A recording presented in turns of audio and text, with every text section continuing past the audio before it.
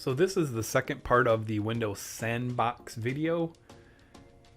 As you can see, if you watch the first video, I am running inside of the Windows Sandbox and I made it full screen, and you can see that here there's like an X if you wanted to close it, or change the window size if you needed to drag it to like another window or another monitor on your computer system. You could do that. In this case, I made it full screen on my main monitor. You'll see also that it says down here in the bottom right, activate Windows. This isn't an activated version of Windows. If you try and do that, it won't let you, because we are running a virtual copy of Windows 10 in this case. And so the point is to install an environment on this computer system so we can make a Next.js application. So we're going to go to a couple websites here. First of all, NVM for Windows. If you haven't used that, I've talked about it in some of my other videos, and I'm going to go ahead and click on download now here in just a moment. If we scroll down just briefly so you can see an overview in case you've never used this tool on Windows. There are other versions of similar tools on other environments or operating systems. So the overview here is manage multiple installations of Node.js on a Windows computer. It's similar but not identical to NVM, but for Windows. This has always been a Node version manager, not an io.js manager, so there's no back support for io.js. Remember, when running nvm install or nvm use, Windows usually requires administrative rights to create symlinks. And so here is a screenshot of the tool installed when you type nvm. There are situations when you're building software where the ability to switch between different versions of Node.js can be very useful. I do it all the time, and I find this tool incredibly useful, so you don't get stuck on one version of Node.js and you can switch between them, because as different projects that you work on may have different requirements for different versions of Node, and so therefore this tool helps you manage those different versions of Node. So for example, if you wanted to test a module you're developing with the latest bleeding edge version without uninstalling the stable version of Node, this utility can help. And so here in this screenshot you can see they did a node -v to show the version, and then they did nvm use newest, which then switched to the newest version they had installed, and then they did a node -v again to show the version 16.9.1. So you just use this command nvm use newest to switch to the newest version that it knows about installed on your machine. So that's a quick backstory on why I like using this tool, and I'm going to go ahead and download it,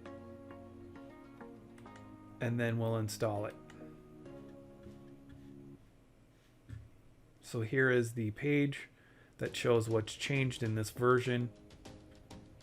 And down here there are several different ways to install it. I'm going to click on nvm-setup.exe. And here, because I did download it just a couple minutes ago, we'll go ahead and open this, and we're going to go ahead and install it.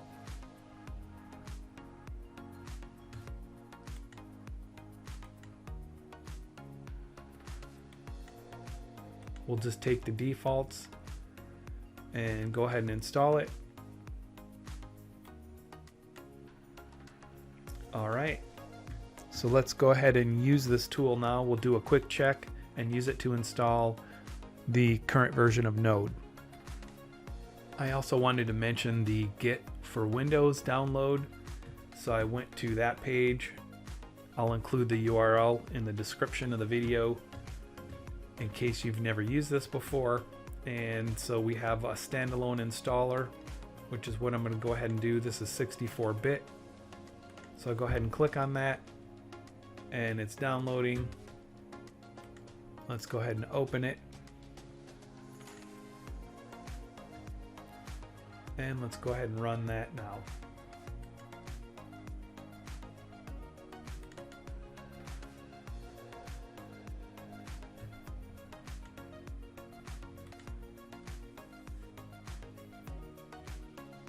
Just checking the options here. That looks okay to me.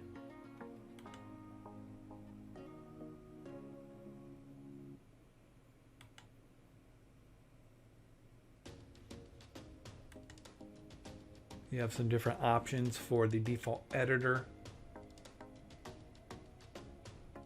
I don't have VS Code on here yet. I'm going to go ahead and select use VS Code as Git's default editor.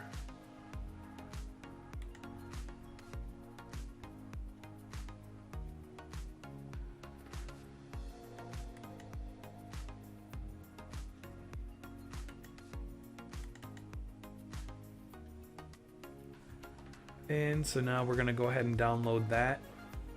We'll do the stable build.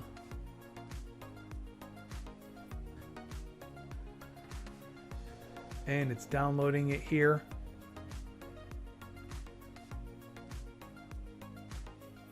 So let's go ahead and open that up and run it.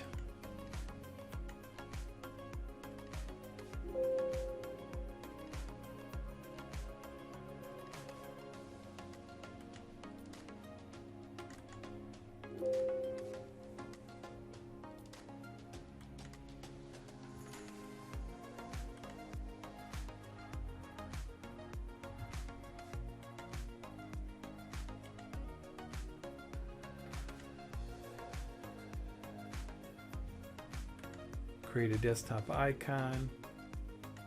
We'll go ahead and open these shortcuts or add these shortcuts.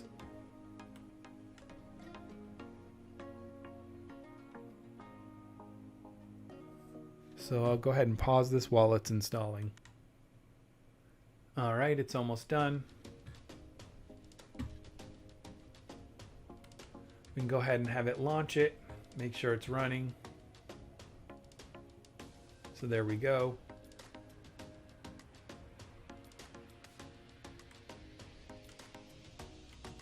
Not going to worry about that for now. So let's go ahead and minimize that.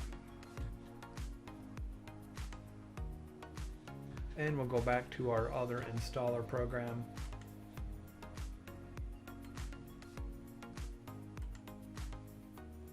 And now it will let me do next because I've installed VS Code. Again, this is a brand new machine, Windows Sandbox, so there's nothing installed on it. I'm going to go ahead and override and tell it to use main for the branch. And we'll take the recommended setting there. We use the bundled open SSH. Use the open SSL library. We'll take that first option.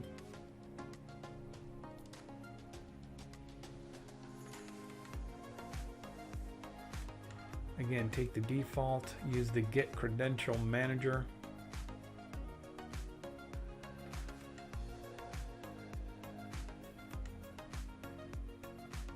And I want to install those experimental features.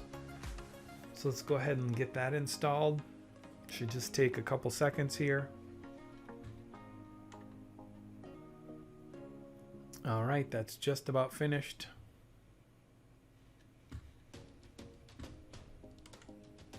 And we can go ahead and launch it.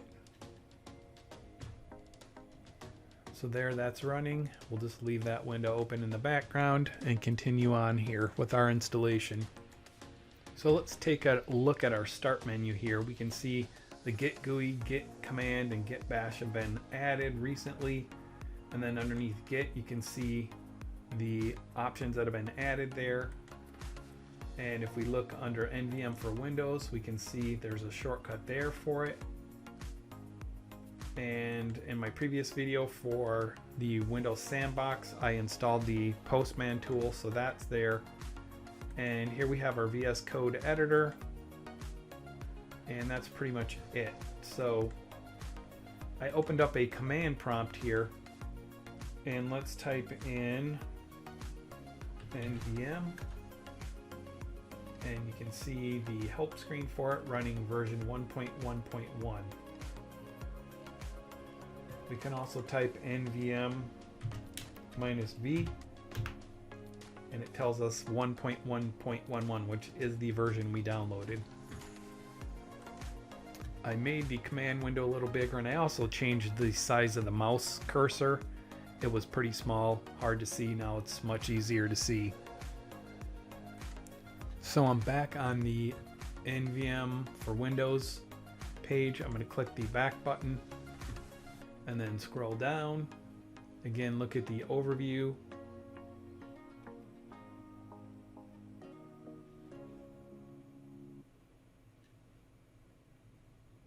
And let's take a look at any other notes here. As it points out, it says uninstall any existing versions of Node.js before installing NVM for Windows. Otherwise, you're going to have conflicting versions, and we don't want that. And if you had to delete any existing Node.js installation directories, that might remain. So you just want to follow these directions here if you were following along.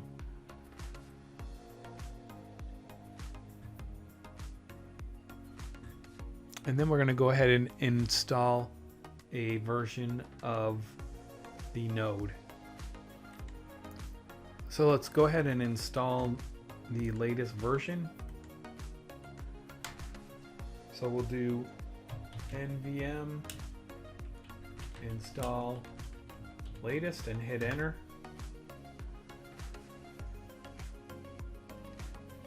And we'll go ahead and let that get installed. It won't take long. Now let's go ahead and install nvm install LTS. And so it's downloading that 18.7.1 64-bit. Now we can do nvm list. And so we can see the versions that we have there. Now let's go ahead and use the 18.7.1. We'll type nvm use LTS. And so now you can see it's using 18.17.1. So now we have our correct version of Node ready, and our NVM for Windows tool, our VS Code, our Git for Windows, all running inside of our Windows Sandbox. And it really didn't take very long. In fact, if you wanted to write a basic batch file, script file, PowerShell file, you could install all this stuff in a matter of a minute or 2 minutes just by having one file you could copy from your host machine, paste it into your Windows Sandbox and run it for your setup of your environment, like at the beginning of a day. Again, if you wanted to run in a clean new environment each day, I think it's a pretty awesome feature to be able to use with this Windows Sandbox technology and doing software development. So now let's go to the Next.js website. Here they're saying setup. First, make sure your development environment is ready. If you don't have Node.js, you can install it. Well, we already installed it, and we're going to be using our own text editor, which is Node.js. So let's go ahead and copy this command and paste it and run it. I went ahead and created a directory called code. Now I'll paste that line from their website and hit enter. And we'll go ahead and let it run. And I'll be right back. Here it's asking us, is it okay to proceed? I'll say yes. And it says it may take a couple minutes. Again, it depends on the speed of your hard drive, SSD drive, or NVMe drive. If you have a really fast drive, it should just take a few seconds. So that really only took a handful of seconds. And so now it's showing the commands that we can run. npm run dev, npm run build, builds the app for production, npm start, runs the built application in production mode. So now we're going to go ahead and do npm run dev.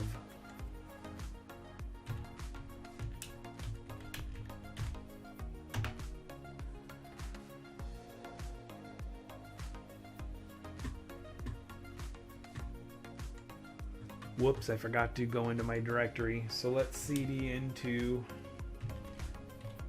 Next.js blog, then we'll do a directory. We can see our files, our package.json file is there, as well as some other directories. So now we can go ahead and run npm run dev.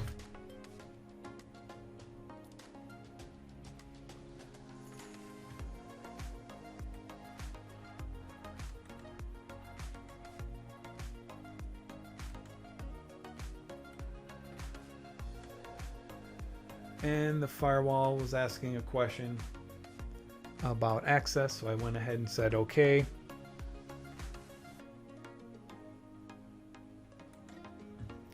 Let's go ahead and open up a web browser and paste in the URL localhost:3000, and there's our application up and running.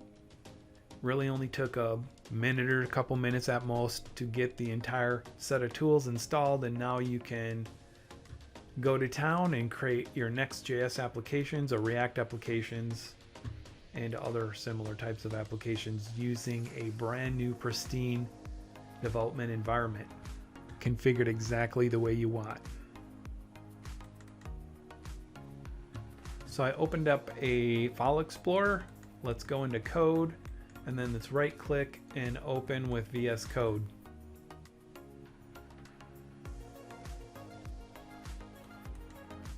I went ahead and did a Control-C and stopped it from running in the command line, and now we're going to go ahead and run it from within VS Code. So I'll open up a new terminal window here, and I will use the command prompt, and then we can do npm run dev.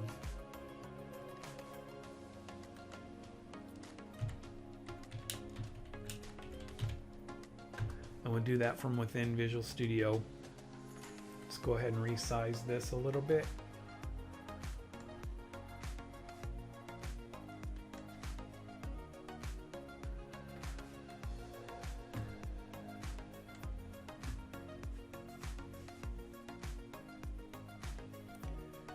And I'll go ahead and just use this link here, do control click, and it pops open my browser, and there's our running application again.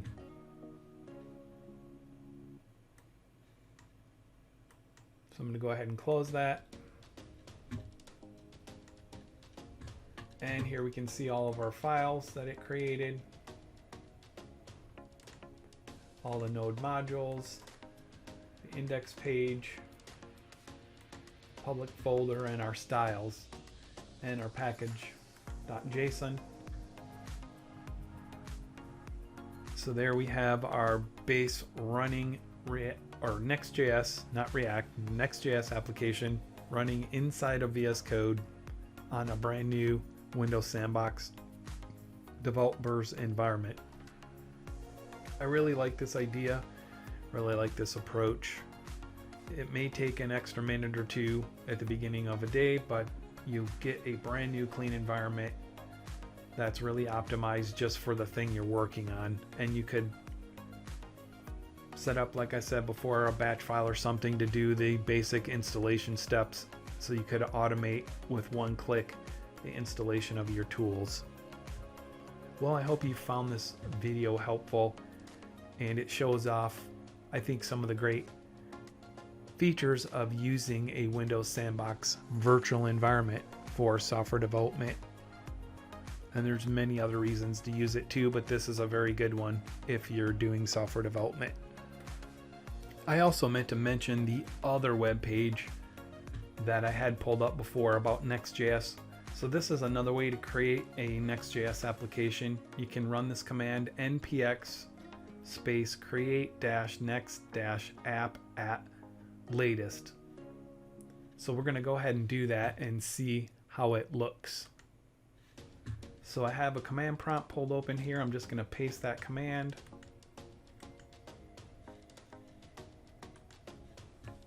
and then go ahead and hit enter.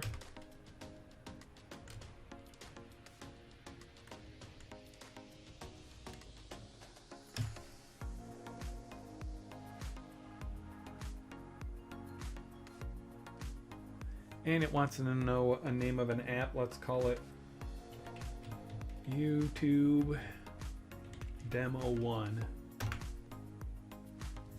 And it'll start asking us a series of questions. Do we want to use TypeScript? I'm going to say no in this case. Would you like to use ESLint? Yes. Do you want to use Tailwind? Yes. Do you want to create the source directory? Yes. Use the app router recommended? Yes. Would you like to customize the default import alias? No. And then it creates a new Next.js app in the temp code / YouTube demo 1. And it does not take very long, so we'll just go ahead and let it run here in real time inside of our Windows Sandbox. And here we can see it created the directory. And as soon as it's done, I'll go ahead and go in there and I will open it up and run it from within VS Code.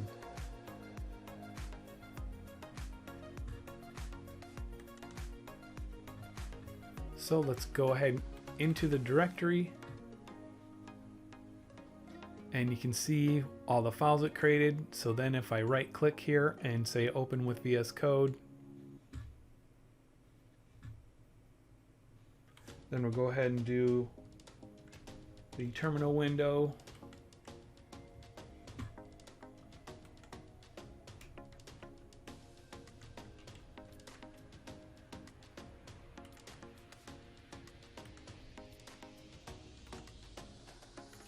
And we'll do npm run dev. And that's going to run this command here, npm run dev, found in the package.json file. And we can take a quick look at the directory structure.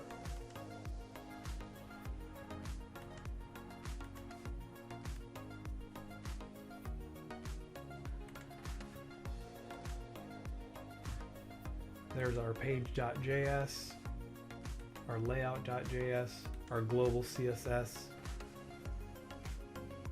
In the public folder, there's a couple SVG files. And so here it's told us that it's ready to run, so I'll do control click and it'll pull up the application. It just takes an extra couple seconds here the first time.